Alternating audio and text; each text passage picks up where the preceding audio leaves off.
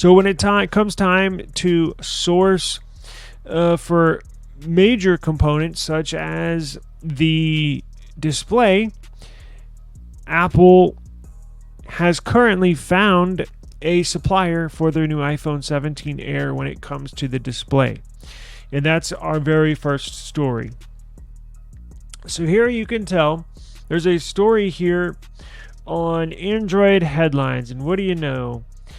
iPhone 17 Air is going to feature a brand new OLED display made by Novatech. Novatech is a display manufacturer. Which is kind of interesting because there's two main display suppliers. The very first one and the largest one is Samsung. So Samsung's made a number. Samsung makes the displays for Google Pixel.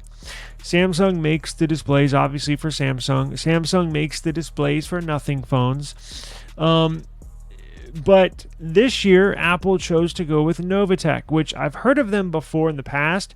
They're a smaller display company. And I say smaller, they're still relatively big, right? Because look, when Apple's sourcing parts for this iPhone 17 Air that's going to be released next year, you have to remember, they're probably going to sell millions upon millions of these phones. So I'm sure, look, all this stuff gets worked out in the background. A year, 2 years before the phone is even starting manufacturing. Now, going with a company like Novatech, I'm sure Apple's looking to increase profits. Excuse me, allergies. Apple is cost, right? So cost comes into the play. Did Novatech charge less per display than Samsung? Probably. Does Apple have more control and more say-so in the tweaks and maybe minor changes that need to take place? Because remember, when you're making a custom iPhone like this, it's not a typical iPhone. This is something that's going to be revolutionary. And y'all know I'm not big on iPhone, but I do intend on getting one of these just because of how cutting edge this will be on technology. Novatech, look, when you deal with a huge company like Samsung that would be a supplier for your phone, they might not be as accessible or willing to make minor tweaks and changes. Now, Apple is, of course, on Samsung's side, Apple is a huge customer, but what if they're just not willing to maybe work closely with Apple in designing or making? Because when you're making a brand new phone, cutting edge technology that's honestly never been done before, it takes a lot of R&D, a lot of research and development. It takes a lot of working hand in hand, side by side with your supplier. So this is a very, very important project for Apple, and I'm sure Novatech is going to work closely with them when designing this new display.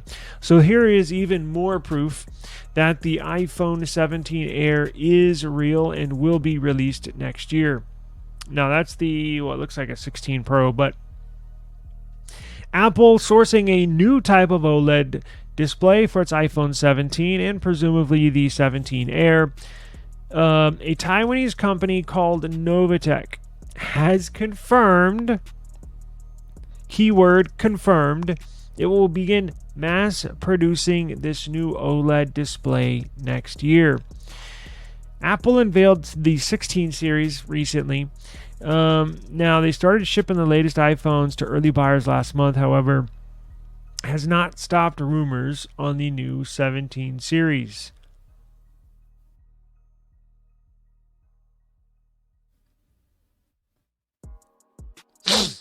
So there's a new rumor, there's some new information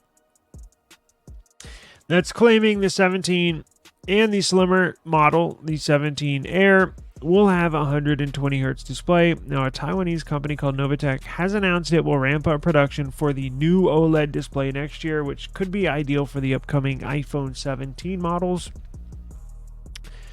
According to DigiTimes, an online publication, Novatech announced plans to commence mass production of its highly anticipated OLED technology. OLED TDDI technology as early as the second quarter of 2025. Novatech is one of Taiwan's leading display driver manufacturers.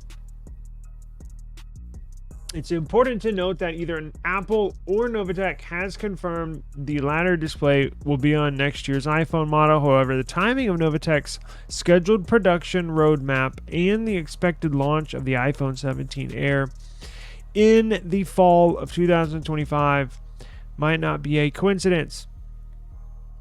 This new iPhone 17 Air will have a newer, thinner OLED screen with 120 Hz refresh rate. Now, let's hope it's a real 120 Hz refresh rate, because we've seen online on social media people actually testing the iPhone 16 Pro and 16 Pro Max, and you can actually get a you can go into, I believe it's developers mode. You have to have a developers account and go into developer mode on the iPhone 16 Pro and Pro Max, and it'll show you on the top right corner what your screen is doing, what the refresh rate is at. And it appears that Apple is only clocking the 16 Pro and 16 Pro Max at 80 Hz refresh rate. So not entirely true that it is a true 120 Hz refresh rate display like you will find on Android devices. It's still only 80, which is insane.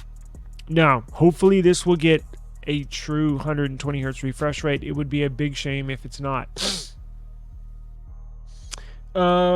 Let's see. So it's going to go in. Novatech has confirmed it will mass produce displays with its highly anticipated OLED TDDI technology. A big advantage of embedding an OLED TDDI display is that it allows thinner screens. Needless to say, this could be the ideal screen technology for the iPhone 17 Air. In little known fact, in the Nothing Phone 2A actually has a foldable display, a foldable OLED in the Nothing Phone 2A. Now, why did they put a foldable OLED inside of a non-folding phone? That's because they are thin, considerably thinner, and which helps out if you're cramming in all sorts of technology inside your phone, but you still want to make it, thin. If they put a I think it's at 7.8 millimeters thick, the total phone. If you wanted to put a traditional OLED in the Nothing Phone 2A, it might have been 8.2 millimeters thick.